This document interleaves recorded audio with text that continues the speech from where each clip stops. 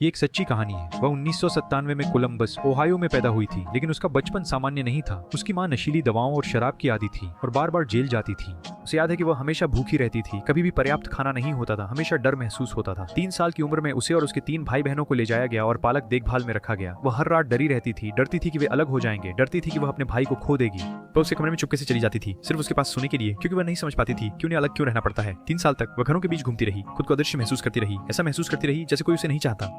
फिर जब वह 6 साल की थी, उसके दादा और उनकी पत्नी ने एक निर्णय लिया जिसने सब कुछ बदल दिया। उन्होंने उसे और उसकी छोटी बहन को गोद लिया और उन्हें टेक्सास ले आए। अपने जीवन में पहली बार उसके पास एक घर था, उसके पास माता पिता थे, उसके पास स्थिरता थी।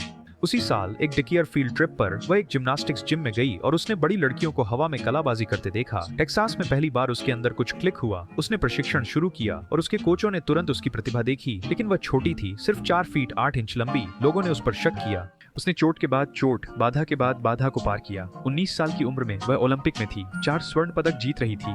27 वर्ष की उम्र तक वह इतिहास की सबसे अधिक सम्मानित जिम्नास्ट बन चुकी थी, 11 ओलंपिक पदकों के साथ। वह फोस्टर केयर से पोडियम तक पहुंची, भुला दी गई से अविस्मरणीय बन गई। उसका नाम सिमोन बाइल्स है।